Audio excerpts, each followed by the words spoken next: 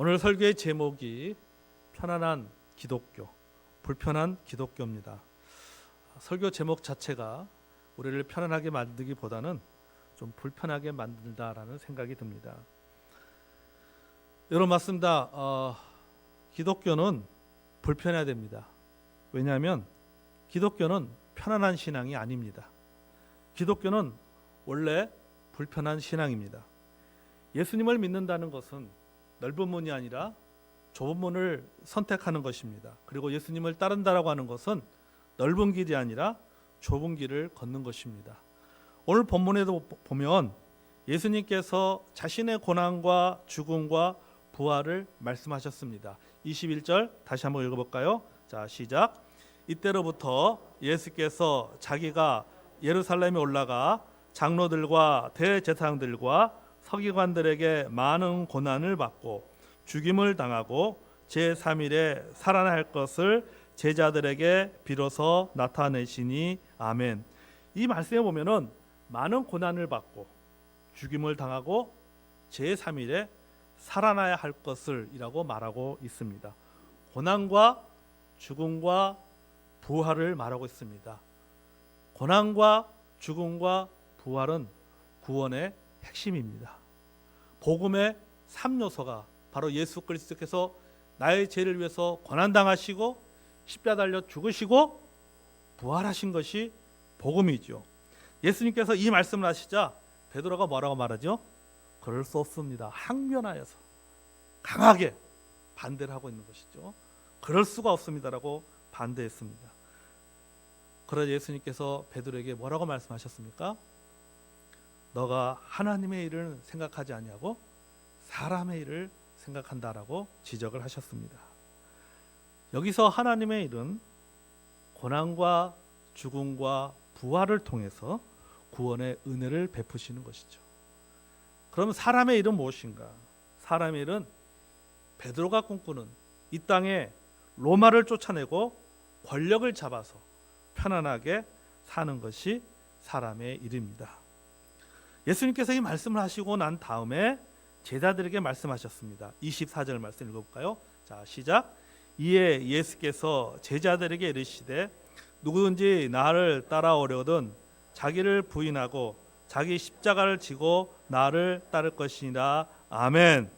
자, 나를 따라오려면은 두 가지를 각오해야 된다고 말씀하셨습니다. 한 가지는 뭐예요? 자기를 부인하라고 하셨습니다. 헬라어로 아파르네 오마이라는 단어입니다. 이 단어는 부인하다라는 단어인데 이 단어는 베드로가 예수님을 부인하였다고 할 때 사용된 단어입니다. 그러니까 여기 자기 부인이라는 단어, 아파르네오마이라고 하는 이 단어와 또 베드로가 예수님을 부인했다라고 하는 이 단어도 바로 아파르네오마이라고 하는 헬라어 단어를 쓰고 있습니다. 이 말은 뭐냐면은 이것은 단순한 부정이 아니라 존재에 대한 어떤 존재에 대한 부정을 말하고 있는 것입니다. 그래서 자기 부인이라고 하는 것은 곧 나라는 존재를 부인하는 것이죠. 나라는 존재는 없다라고 하는 것이 바로 아파르네오마이라고 한다. 나라는 존재는 없다. 그러니까 자기를 부인하는 건 나라는 존재는 없다라고 부인하는 것이죠. 그래서 베드로가 예수님을 부인했을 때 예수님을 부인했다라고 하는 것은 나는 저 사람에 대해서 저 존재를 나는 알지 못한다. 그것에 대해서 부인하고 있는 것이죠. 결국 자기 부인이라는 것은 뭐냐면 자기의 욕구와 육체의 유혹을 허락하지 아니하고 단호히 물리치는 적극적인 행동을 말하는 것입니다. 그것이 바로 자기 부인이에요. 나를 위해 생각하는 것, 나의 편안함, 나의 즐거움, 나의 유익, 나의 유혹 이런 것을 생각하지 않는 거예요. 이것이 바로 자기 부인인 것입니다. 또 한 가지는 자기 십자가를 지라고 말씀하셨죠. 여러분 이 십자가는 단순한 상징물이 아닙니다. 우리가 십자가면 떠오르는 것이 뭡니까? 바로 죽음입니다. 그러니까 자기 십자가를 지라는 것은 죽음을 말하는 것이죠. 누가복음 9장 23절에 보면요. 또 무리에게 이르시되 아무든지 나를 따라오려거든 날마다 자기를 부인하고 날마다 제 십자가를 지고 나를 따를 것이다 라고 말씀하고 있습니다. 여러분 십자가를 지는 것은 일회성인 사건이죠. 십자가를 진다는 것은 죽는 것이죠. 죽으면 어떻습니까? 끝납니다. 더 이상 아무것도 할 수 없어요. 죽으면은 끝나는 것입니다. 자, 이 일회성의 사건에, 죽음이라고 하는 이 일회성의 사건에 앞에 날마다라고 하는 단어가 붙었어요. 그러니까 날마다 십자가를 지라. 날마다를 빼고 십자가를 지라고 하는 것은 곧 죽음인 것이죠. 죽으면 끝나는데 그 앞에 날마다 죽으라는 말이 붙어 있어요. 결국은 날마다 십자가를 지라는 것은 날마다 죽으라는 말이에요. 즉 뭐냐면은 반복적인 사건을 말하고 있는 것입니다. 그러니까 실제적인 일회성의 죽음이 아니라 매일 죽음을 각오하는 삶으로 따라가야 된다라고 하는 거예요. 그게 날마다 십자가를 지라는 거예요. 매일 내가 죽었다라고 하는, 그러니까 죽음을 각오하고 따라간다는 뜻이에요. 여러분, 이렇게 예수님을 따라가면서 예수님의 제자로 산다라고 하는 것은요, 이처럼 여간 불편한 일이 아니다. 예수를 믿는 것이, 여러분, 이것이 편한 것이 아니라 굉장히 불편한 것이다. 날마다 죽을 각오하라고 따라가는 것이, 그것이 예수 믿는 신앙이라고 하는 것이죠. 신앙의 박해도 받아야 됩니다. 요한복음 15장 20절 말씀 읽어보겠습니다. 요한복음 15장 시작. 내가 너희에게 종이 주인보다 더 크지 못하다 한 말을 기억하라. 사람들이 나를 박해하였은즉 너희도 박해할 것이요 내 말을 지켰은즉 너희 말도 지킬 것이니라. 아멘. 여기 박해를 말하고 있잖아. 자, 내가 박해를 받았듯이 너희도 박해를 받을 것이다. 디모데후서 1장 8절에서도 보면요, 복음과 함께 고난을 받으라 이렇게 말씀하셨어요. 복음과 함께 고난을. 복음이 뭡니까? 고난, 죽음, 부활의 복음이잖아요. 복음과 함께 고난을 받는 것은 무엇입니까? 너도 고난을 받고 너도 매 날마다 죽는 삶을 살아야 되고 그렇게 살라고 하는 것이죠. 빌립보서 1장 27절에 보면 오직 너희는 그리스도의 복음에 합당하게 생활하라 이렇게 말씀하고 있습니다. 그리스도의 복음에 합당하게 생활하라. 그럼 복음이 뭐라고 했어요? 고난, 죽음, 부활. 그리스도의 복음에 합당하게 산다는 것은 무엇입니까? 고난받는 거예요. 날마다 내 자신이 죽었다라는 마음으로 주님을 따라가는 것이죠. 그게 바로 복음에 합당한 삶인 것이죠. 디모데후서 3장 12절에서는 무릇 그리스도 예수 안에서 경건하게 살고자 하는 자는 박해를 받는다라고 말하고 있습니다. 이 말씀에도 보면 알겠지만은 여러분, 기독교라고 하는 것이 이게 편안한 신앙이 아니다. 이게 아주 굉장히 불편한 신앙이다라고 하는 것을 알 수가 있습니다. 때로는 생활의 안락함과 편안함도 포기해야 됩니다. 누가복음 9장 57절에서 58절 읽어보겠습니다. 자, 시작. 길 가실 때 어떤 사람이 어디로 가시든지 나는 따르리다. 예수께서 이르시되 여우도 굴이 있고 공중의 새도 집이 있을 때 인자는 머리 둘 곳이 없다 하시고 아멘. 자, 예수님 뭐라고 말씀하고 있습니다. 집이 없다라고 말씀합니다. 그러니까 생활이라고 하는 그 삶 자체가 그렇게 편안한 삶이 아니다. 때로는 예수님을 따라 살기 위해서는 내 생활의 안락함이라든지 편안함도 포기할 각오를 해야 된다라고 말씀하고 있는 것이죠. 뿐만 아니라 모든 소유물을 포기할 마음도 가지고 살아야 됩니다. 마태복음 19장 21절 읽었습니다. 시작. 예수께서 이르시되 내게 온전하고자 할진대 가서 내 소유를 팔아 가난한 자들에게 주라. 그리하면 하늘에서 보화가 내게 있으리라. 나를 따르라 하시니 아멘.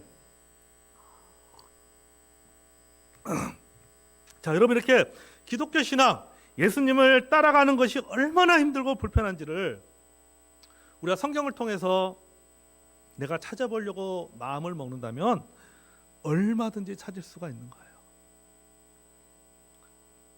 심지어는 이 모든 것이 끝이 아니다. 시작에 불과하다는 것입니다. 갈라디아서 2장 20절 우리 말씀 잘 알잖아요. 자, 시작 읽어보세요. 시작. 내가 그리스도와 함께 십자가에 못 박혔나니 그런즉 이제는 내가 사는 것이 아니요 내 안에 그리스도께서 사신 것이라. 이제 내가 육체 가운데 사는 것은 나를 사랑하사 나를 위하여 자기 자신을 믿는 믿음 안에서 사는 것이니라. 아멘. 여러분, 내가 육체 가운데 사는 것은 나를 사랑하사 나를 위하여 자기 자신을 버리시는 하나님의 아들을 믿는 믿음 안에서 사는 것이다라고 말씀하고 있는 것이죠. 그러니까 이렇게 여러분, 우리 예수를 믿는다라고 하는 것은 내가 그리스도로 산다라고 하는 것은, 내가 기독교의 신앙을 갖는다고 하는 것은 그렇게 편한 것이 아니다라고 하는 것이죠. 굉장히 힘들고 불편하고 엄청난 부담을 가질 수밖에 없습니다. C.S. 루이스가 이렇게 말한 적이 있습니다. 나는 내가 행복해지기 위해 종교를 찾지 않았다. 나는 와인 한 병이면 행복해질 수 있다는 사실을 늘 알고 있었다. 만약 당신을 정말로 편하게 만들어줄 종교를 찾는다면 나는 분명 기독교를 추천하지 않을 것이다 라고 말하죠. 이 말은 기독교는 본질적으로 불편한 신앙일 수밖에 없다는 것을 말해주고 있습니다. 여러분, 그렇습니다. 기독교는요, 우리의 마음과 우리의 몸을 불편하게 만드는 신앙입니다. 소위 종교가 불교라고 말하는 분들을 보십시오. 불교의 신앙을 가진 사람들은 정기적으로 절에 가서 불공을 드리지 않는다고 해서 마음이 불편하지 않습니다. 그들이 말하는 소위 보시라고 하는 것을 하지 않는다고 해서 거기다 엄청난 큰 부담감을 느끼거나 불편해하지 않죠. 오히려 스님을 통해서는 불경을 듣고 있으면 그 불경은 그냥 항상 마음을 편안하게 해주고 좋은 얘기들을 많이 합니다. 나가서 포교를 하라, 매일 와서 무슨 100일 기도 드려라, 3000배를 하라, 100번을 절해라, 이런 얘기 하지 않습니다. 굉장히 편합니다. 마음과 몸이 편하게 믿을 수 있는 것이 바로 불교예요. 그러나 우리는 다릅니다. 우리는 주일날 예배드리지 못하면 마음이 불편합니다. 그렇잖아요? 기도하지 않으면 마음이 불편합니다. 하나님 앞에 헌신하거나 봉사하지 않으면 마음에 큰 부담감이 있고 불편함이 느낍니다. 때로는 하나님 말씀 때문에 마음이 불편합니다. 목사님이 하나님 말씀을 통해서 마음에 막 뒤집어 놓습니다. 그래서 마음을 엄청 불편하게 만듭니다. 가뜩이나 일주일 동안 세상에 힘들게 살았는데 교회 와서 좀 편안한 얘기 듣고 마음을 좀 위로받고 싶은데 왠지로 이번 주 따라서 목사님이 교회에서 말씀 왜 내 속을 이렇게 뒤집어 놓는지. 여러분, 기독교는 불편한 신앙이기 때문에 그럴 수밖에 없는 거예요. 이런 현상이 여러분 우리의 신앙입니다. 그런데 이런 불편한 신앙을 편한 신앙으로 만들어버린 두 가지 요인이 있어요. 첫째는 기독교 소비주의입니다. 여러분, 자본주의가 발전하면서 자연스럽게 소비주의 시대가 되었습니다. 우리는 자본이라고 하는 것, 즉 돈을 사용해서 제품을 구입을 합니다. 그 제품을 구입하는 목적은 뭡니까? 편리함을 위해서죠. 그 편리함이라는 결국 뭡니까? 육체의 편안함입니다. 우리가 육체의 편안함을 위해서 굉장히 성능이 좋은 그런 어떤 제품들을 우리가 구매를 하게 되는 것이죠. 더 편리한 제품이 곧 자기의 자존심과 성공의 기준이 됩니다. 그러나 제품의 광고를 보십시오. 이 제품이 곧 당신의 품격입니다라고 이야기를 하고 있습니다. 아파트를 선전하는 것은 좋은 아파트, 가장 좋은 아파트에 대해서 선전을 합니다. 자동차를 보면 어떠든가 이 자동차를 타고 다니는 것이 곧 당신의 성공의 기준입니다라고 이야기를 합니다. 그런데 이런 소비주의 성향이 우리의 신앙에도 있다라고 하는 거죠. 편리와 편안함을 위해서 소비하듯이 우리도 신앙에서 편리함과 편안함을 기준으로 교회를 찾습니다. 각종 영적 프로그래밍과 편의시설이 잘된 교회를 다니는 것이 곧 자신의 영적인 수준인 것으로 착각합니다. 소위 말해서 영적 편승 효과를 누리게 되는 것이죠. 내가 거기에 편승되어져 있으면 나도 마치 그 정도의 수준이 있는 사람처럼 착각을 하고 있는 것이죠. 각종 프로그램을 통해서 문화적인 욕구를 충족하듯이 교회 여러 가지 편의시설과 프로그램을 통해서 자신의 종교적인 욕구를 충족하고자 합니다. 여러분, 일반적으로 우리가 소비주의 시대에 가장 대표적인 것이 뭡니까? 바로 백화점이잖아요.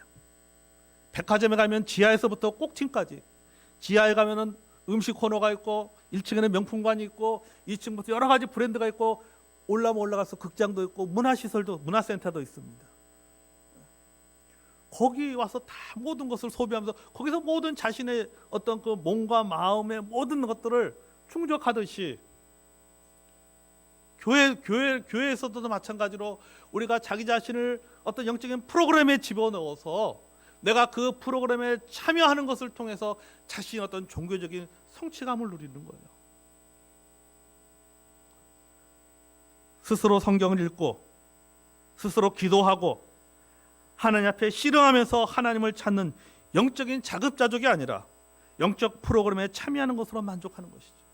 내가 이런 프로그램에 참여했다는 것으로 만족합니다. 내가 스스로 찾으려고 하는 것이 아니라 내가 스스로 하나님 앞에 씨름하려고 하는 것이 아니라 누군가 다 해준 것을 먹고 누군가 다 해준 것을 들음을 통해서 그 안에서 종교적인 만족을 누리려고 합니다. 주일이면 교회에 와서 예배를 드리는 자가 아니라 예배에 참여한 관객으로 만족합니다. 하나님께 드리는 것이 아니라 얻는 것에 집중하고 섬기는 것이 아니라 받고 누리는 것에 집중합니다. 그것을 통해서 영적인 만족감을 누리는 것이죠. 이것이 바로 여러분 기독교 소비자의 모습입니다. 저는 우리 성도들의 모습이 기독교 소비자가 되지 않기 바랍니다. 아멘. 둘째는 뭐냐면요, 코로나예요. 코로나가 우리의 신앙을 편한 신앙으로 만들어 버렸다는 거죠. 여러분, 코로나 확산을 방지하기 위해서 정부에서 가장 강조하고 있는 단어가 있습니다. 바로 3밀입니다. 밀집, 밀폐, 밀접을 말하는 것이죠.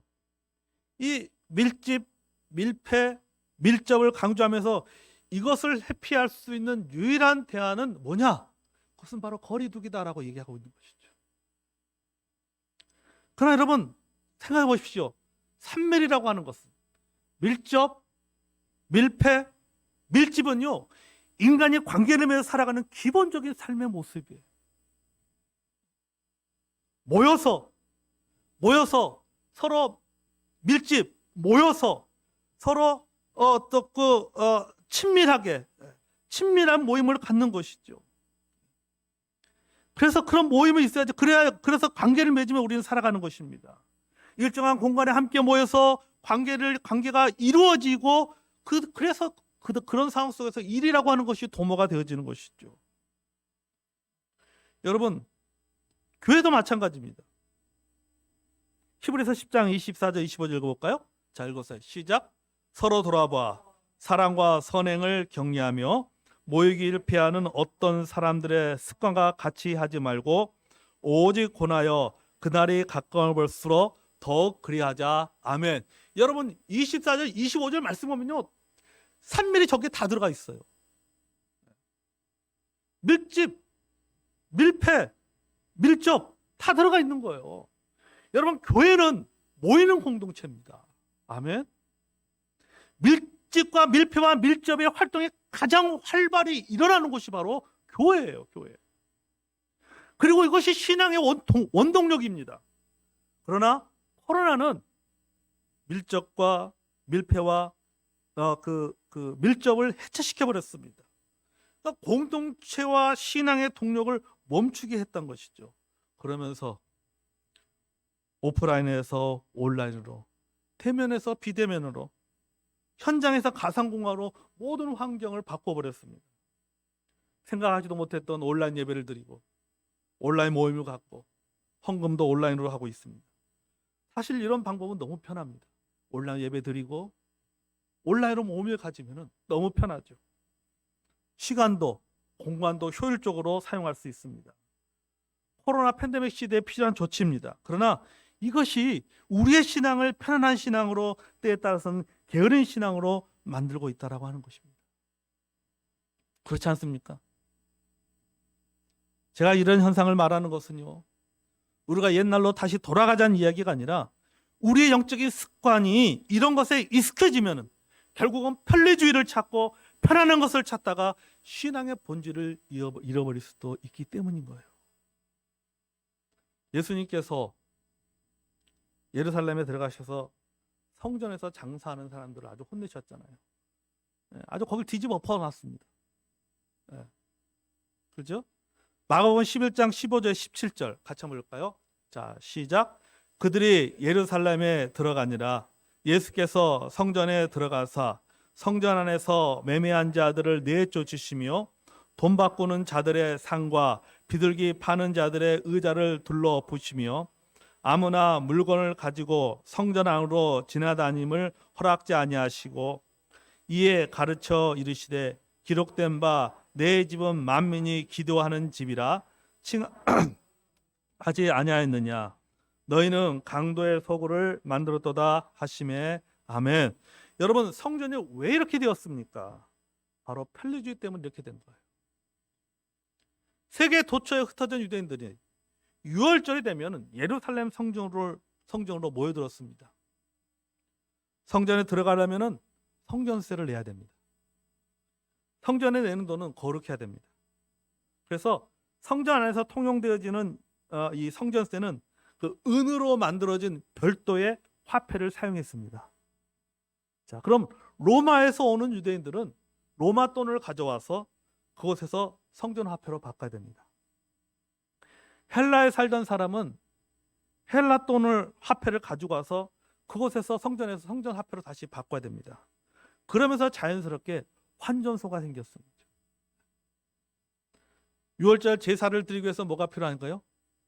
제물이 필요한 것입니다. 사람들은 6월절 제사를 드리기 원하는 사람들은 짐승을 끌고 왔습니다. 자, 먼 지방에 있는 사람들이 짐승을 끌고 여행 오기가 너무나도 어려웠습니다. 오는 도중에 흠없고 점없는 깨끗한 제물을 하나님 앞에 드려야 되는데 그 제물을 자기가 사는 동네에서 그 제물을 사서 그 제물을 오다 보면은 중간에 만 여행길을 오게 되잖아요. 먼 걸 오다 보니까는 제물에 흠이 났습니다. 흠이 없이 제물을 잘 가지고 와도 성전의 검역관들이 이런저런 이유를 대면서 통과를 시켜주지 않는 거예요. 자, 이걸 해결할 수 있는 가장 간단한 방법은 뭐예요? 돈으로 가져오는 거. 제물로 가져오지 않고 돈으로 가져오는 거. 돈으로. 그래서 짐승을 직접 끌고 오지 않고 돈만 가지고 와서 성전 안이나 성전 밖에서 제물로 드릴 짐승들을 구입했습니다. 자, 이러다 보니까는 자연스럽게 시장이 형성되는 거예요. 축시장이 형성이 되는 거예요. 문제는 여기서부터 시작되는 겁니다. 문제는 여기에 이권이 개입되었다는 겁니다. 환전은 아무나 환전할 수 있는 것이 아니라 성전으로부터 허가받은 사람만이 환전소를 운영할 수가 있는 거예요. 가축장에서 가축을 팔 수 있는 사람들은 그 상인들은 성전으로부터 그 당시에 종교 기독권자로부터 허락을 받아야지만이 그 가축을 팔 수가 있게 된 것이죠. 소위 말해서 이권이 개입하게 된 것입니다. 당시에 사내들인 공의회와 성전에서 일하는 기득권자들이 이런 편리한 제도를 이용해서 자신들의 욕심을 채우는 방법으로 악용한 것이죠. 이것이 시간이 지나면서 성전이 제사의 기능보다는 시장의 기능이 되어버린 것이죠. 편리한 제도를 사람들이 악용해서 변질시켜버린 것이죠. 그러니까 나중에는 이게 본질을 사라지고 편리한 방법, 편안한 방법만 남아버리고 만 것이죠.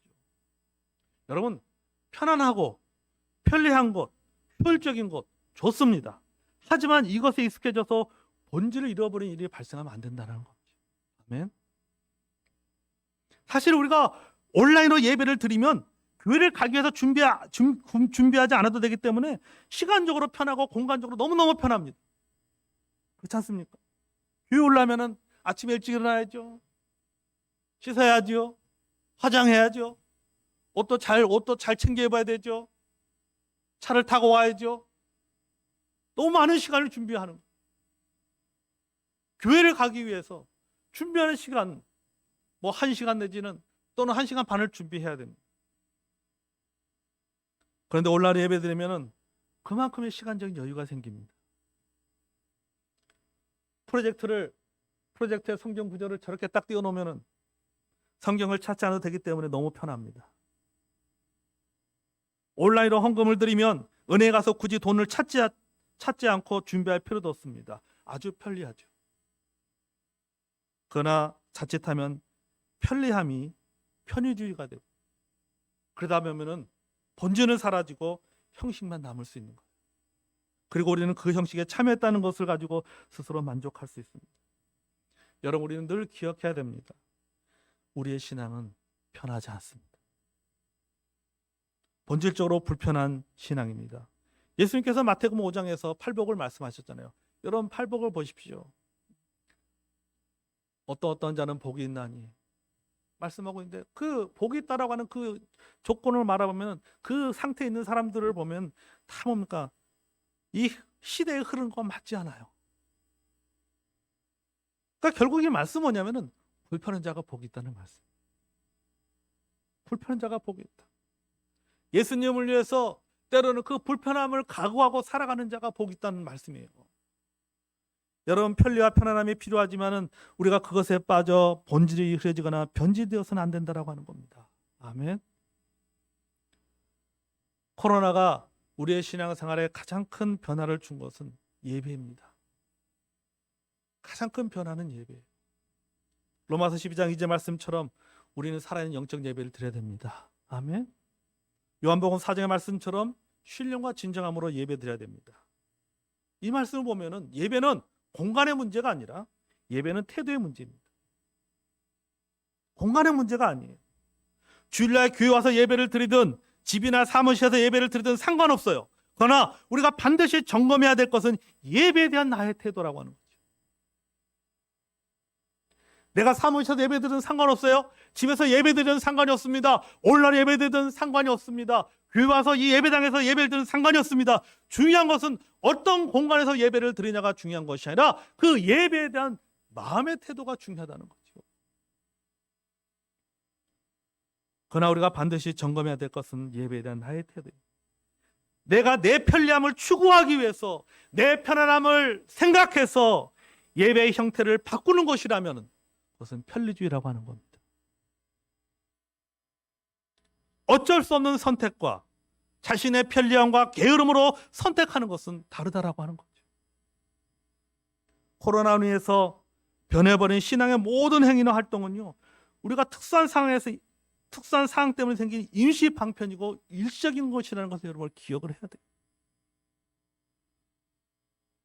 우리가 온라인으로 예배 드리는 것은 사실은 여러분 코로나 때문에 생긴 게 아닙니까? 코로나 때문에 생긴 거잖아요. 코로나 때문에 일시적으로 우리가 어쩔 수 없이 만들어진 예배의 형태지, 여러분, 예배라고 하는 것은 오해해야 되는 것이 아닙니다. 오해해야 돼. 그러니까 여러분, 우리가 예배를 드릴 때 내가 생각해야 돼요. 내가 이것이 온라인으로 예배 드리든 오프라인 예배 드리든 집에서 예배 드리든 교회 와서 예배 드리든 이것이 어쩔 수 없는 선택인가, 아니면 내가 게을러서 내 몸이 좀 더 편안하기 위해서 이것을 선택했느냐 생각해 봐야 돼요. 내가 내 몸에 좀 편안함을 위해서, 편리함을 위해서 내가 온라인 예배를 선택하고 내가 어떤 신앙이 여러 가지 어떤 그런 약간 임시적으로 생긴 어떤 신앙의 행위들을 선택을 했다면 이런 것은 바른 태도가 아닌 거예요. 여러분, 이런 모든 것들은 영원하거나 지속적인 모습이 되어서 안 됩니다. 그러면 제가 확신하건대 여러분, 본질이 변질되거나 잃어버리고 맙니다. 물론 여러분, 신앙생활에도 본질과 비본질이 있습니다. 본질은 원리고 비본질은 방법입니다. 본질은 변하지 않지만 비본질은 변합니다. 여러분, 예배자로 사는 것은 뭡니까? 그건 본질의 문제예요. 예배의 방식에 있어서 모이거나 흩어져서 드리는 것은 비본질입니다. 우리가 하나님 말씀을 읽고 묵상하는 것은 본질입니다. 방식에 있어서 종이 성경책을 읽거나 아니면 스마트폰 성경을 읽는 것은 비본질적인 것이고 방법이에요. 문제는 마음가짐이 중요하다라고 하는 겁니다. 문제는 태도가 중요하다는 것입니다. 마음과 태도가 흐트러지면 비본질이나 방법이 본질이나 원리를 변질시켜버릴 수가 있는 것입니다. 여러분, 기독교의 심볼은 뭡니까? 우리가 기독교 하면 대표적인 상징물이 뭡니까? 바로 십자가 아니에요. 십자가. 십자가는 죽음과 희생을 상징합니다. 그런 것을 볼 때 우리의 신앙은, 아까도 말했지만 우리는 신앙이 기본적으로 불편한 신앙이에요. No cross, no crown. 십자가 없이 영광도 없다라고 말합니다. 영광 이전에 고난이 있었습니다. 생명 이전에 죽음이 있었습니다. 편리함 이전에 불편함이 있었습니다. 생명이 있어야 생명을 찾는다고 했습니다. 사랑하는 성도님을 기억하십시오. 우리는 사실 과거에 비해서는 모든 것들이 잘 발전해서 과학기술이 발전하고 정보통신이 발전해서 우리 과거에 우리의 선배들이 예배 드리는 것보다 우리는 편하게 예배를 드리고 있습니다. 사실은. 그러나 우리가 늘 기억해야 됩니다. 기독교는 기본적으로 불편한 신앙이라는 사실을 늘 기억해야 됩니다. 이 불편함은 본질을 잃어버리지 않기 위한 행동이라고 하는 것이죠. 불편함이 우리를 하나님 앞에 나가게 합니다. 우리가 신앙의 효율을 따지면서 편리함을 추구하기 앞서서 이 편리함이 하나님께 나아가는 데 도움이 되는지를 질문해야 되는 거예요. 내가 이런 편리함이 하나님 앞에 나아가는 데 도움이 된다면 그 편리함을 우리는 더 사용해야 되는 것이죠. 내가 성경을 보는 것이 오히려 종이 성경책을 읽는 것보다도 스마트폰에 나와 있는 그 디지털 성경을 읽는 것이 내가 훨씬 더 하나님 말씀을 더 잘 이해하게 되고 하나님을 더 잘 알게 된다면 그것을 선택하는 것이 훨씬 낫지요. 그러나 그것이 아니라 하나님 앞에 더 나가기 위해 선택하는 건 좋지만, 그러나 그것이 하나님 앞에 더 나가는 데 있어서 방해가 되고 장애가 되고 나의 게으름을 더 촉진시킨다고 하면은 그것은 해서는 안 되는 거예요. 방법을 바꿔야 되는 거죠. 여러분, 우리가 무엇을 선택할 때 그 선택이 게으름이나 편리함 때문에 선택하는 것은 아닌지 우리 자신 영적인 마음가짐을 돌아봐야 됩니다. 아멘. 우리가 이것을 비판적으로 수용하면서 늘 자기 점검을 해야 됩니다. 그럴 때 본질이 흐려지거나 잃어버리지 않게 됩니다. 늘 우리는 기억해야 돼요. 우리의 신앙은 편안한 신앙이 아니라 불편한 신앙이다. 그 불편한 신앙을 통해서 결국 우리는 하나님을 알아가게 된다는 것을 늘 기억해야 돼요. 오늘날 예배를 드려도 마찬가지입니다. 내가 오늘날 지금 예배를 드리는 것이 당연한 것이 아니라 어쩔 수 없는 선택이라는 사실을 기억해야 돼요. 어쩔 수 없는 선택. 이것이 지금 나의 상황 가운데 내가 하나님 앞에 예배를 드릴 수 있는 최선의 방법이다. 지금의 상황 속에서 내가 하나님 앞에 드릴 수 있는 최선의 방법이라는 사실을 기억하고 예배를 드려야 돼요. 더 좋은 상황이 온다면 어떻게 되겠습니까? 오일날 예배를 내리고 예배당에서 함께 주님 앞에 나서 예배를 드려야 되는 거예요. 그렇지 아니하고 내가 좀 더 편하기 위해서 내 게으름 때문에 그런 선택이라고 한다면 그것은 하나님 앞에 바른 예배자의 모습이 아니라고 생각돼요. 사랑하는 성도 여러분, 오늘 말씀을 마무리하면서 우리 한 가지만 기억합시다. 기독교의 십자가는 심벌은 뭡니까? 십자가입니다. 십자가는 기본적으로 희생입니다. 희생은 우리의 마음을 불편하게 만듭니다. 그러나 예수 그리스도께서 희생함으로 말미암아 우리에게 구원을 주셨습니다. 우리의 불편함이 결국 우리에게 영광으로 돌아오게 됩니다. 아멘. 그러므로 여러분, 우리가 지금 옛날에 비해서 너무 좋은 환경 속에서 너무 좋은 편안한 가운데 우리의 몸과 마음을 너무 편안한 가운데 우리가 하나님 앞에 예배하고 있지만 우리 마음속에 기억하십시오. 우리의 내가 믿는 신앙은 기본적으로 불편한 것이다. 내가 편함을 선택하는 것이 무슨 동기로 선택하는 것인지를 돌아보는 저 여러분이 되기를 원합니다. 아멘.